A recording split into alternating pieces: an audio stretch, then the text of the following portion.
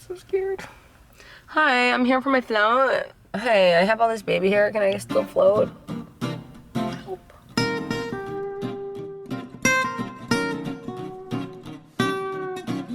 Hi, welcome to Angel's Anything Show. Hold on, let me just make sure I just ate. I don't want anything in my teeth. No? Okay, need to brush though. That one's looking yellow. And today, I am going to be doing a sensory deprivation tank, otherwise known as an isolation tank, colloquially known as a float, for the very first time.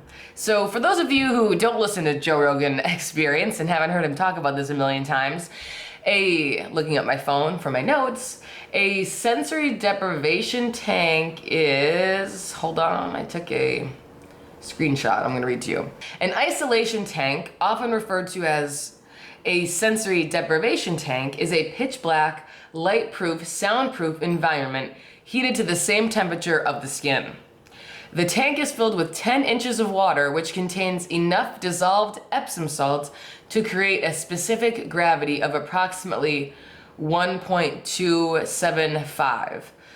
So I guess that you float, so it's like you're buoyant, and they say that it's kind of like being in the womb. Apparently it can be extremely meditative and relaxing, sometimes hallucinogenic, and the more that you go, the more benefits that you get. Probably similar to yoga where, you know, it can become very meditative the more you go. But I'm sure this is nothing like yoga in the physical sense, so I'm super excited to see what happens. I'm actually kind of nervous. I've diarrheaed 3 times today.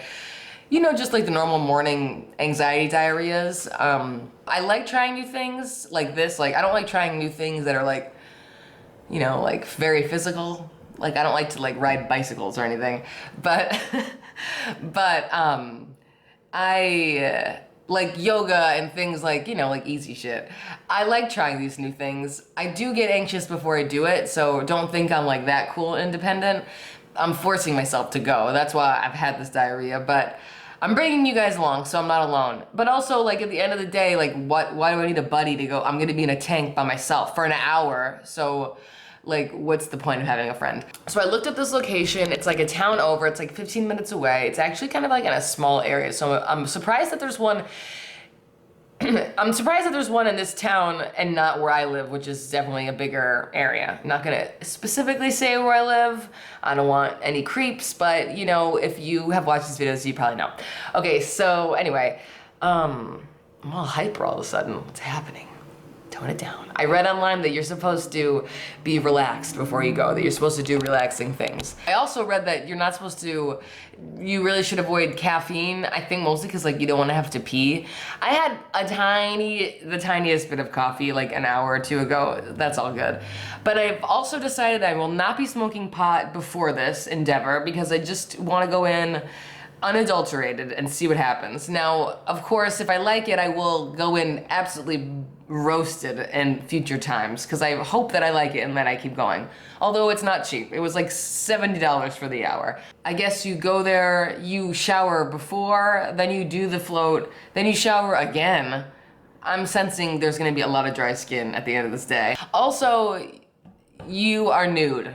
It's recommended that you're nude for this. You don't have to be nude, but that's kind of like when you get a massage and they're like, you don't have to get naked, but you probably should. And also like when you go tanning and they're like, you don't have to wear goggles, but you probably should, but we didn't, right? Who wore those goggles? What's the point of tanning if you're gonna have a fucking tan line on your face? Also, gym update, here he is.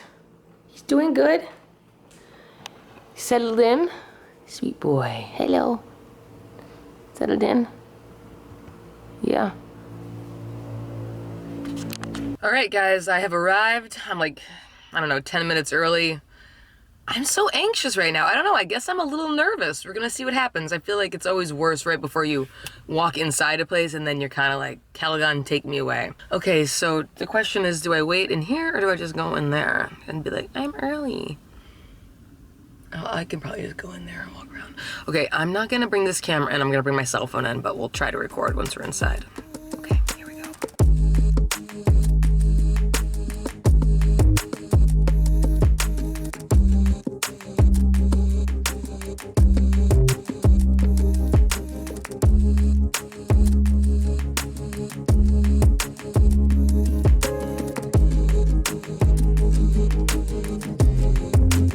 Okay guys, I'm back. I cannot believe that it's already done, that an hour passed. It's actually 1:30 now. That was really cool. That was really cool. So first I'll tell you, when I walked in, it was all like dark and blue and very soothing. And this guy was there. He's kind of cute. And he was really nice, and he explained all the different things. You go in, you rinse off, get all like any lotions or anything off of you. You put these earplugs in, you rinse your face, and then basically you just get into this chamber thing. There's a light that you can leave on inside, and you can like leave it open, but come on, the whole point is to have your senses deprived, and deprived they were. It was cool because the room that you shower and stuff in is the same room where the thing is. I thought it was gonna be this whole locker room moment where you gotta keep walking back and forth, and it wasn't. Everything was contained, which I really liked. So I get in, I turn the little light off inside the tank, and I close the thing, and it's fucking dark. You can't see shit, and your eyes don't adjust because it's dark inside. You can't see shit. So at first I'm like, okay, Angela, use your yoga breaths, because you know it's a little freaky. And I'm like, all right, you're cool. And then I like felt around the sides, but I couldn't like tell where I was floating in the tank. Like I felt like I had been turned totally around, which obviously I hadn't. So for a second I turned the light on, and I like was like, okay, and established myself in the space. And then I turned it off after that and didn't turn it back on. At first I was very like, ooh, where am I? And then by the end I felt like I was like in a sleeping bag, you know? Like a little piggy in a blanket. Probably like half the float, or most of it, was spent just being like, ooh, this is cool. There were definitely times where I would kind of get really relaxed and like, you know, zone out and think about stuff, but your first float is not gonna be the same as like your fifth float, and I saw that online too. It's like anything else. The more you do it, the more relaxing it is and the more benefits you have. It was still very relaxing. I feel super relaxed right now. The only problem is, so you know that it's over because you'll hear music start to play. And so like he had Bob Marley come on, and I was like, oh shit, like I was like, okay, I've been in here for a while, but I was like, I don't know, it hasn't been an hour. Although I did start to have to pee really bad, and I was like, fuck, like I'm in like this warm water, like it was so hard not to pee. I'm sorry if that's gross, but I mean, I didn't do it, but I wanted to. Then once you're out of the shower, it's like the room you're in is still like a little hot, you know, it's kind of like a locker room, like a swim, like, you know, it's a little sticky. And I had to put these fucking leggings back on, and it was like stretching skin over my skin. It was so hard. And I couldn't leave the room. It's like, don't you hate that? Like when you get out of the shower, you need to go into a fresh aired room to change, but oh my God. And that's why I looked like the way I look right now. He's like, oh, you can go and like drink some tea and do whatever. I'm like, I need to get out of here and go change my outfit because I'm fucking soaked. I will definitely be trying this again. The problem is that it's expensive. Like I said, it's $69 for 60 minutes, which I think is standard pricing, but I'll see. They might have some packages available. Maybe it's something I can treat myself to and see how it goes, because I feel super relaxed, and it would be really cool to do like a yoga and then a float. That'd be like the ultimate bougie self-care combo. The facility was super clean, super nice, very thorough, very welcoming, very friendly. I think the guy's name was Drew. So if you're in the New Hampshire area, check out NH Float. Don't tell them I sent you because they'll not have a clue who I am. Anyway, thanks for watching as usual. Follow me on Instagram at AngieKB, and I'll see you next time. Goodbye.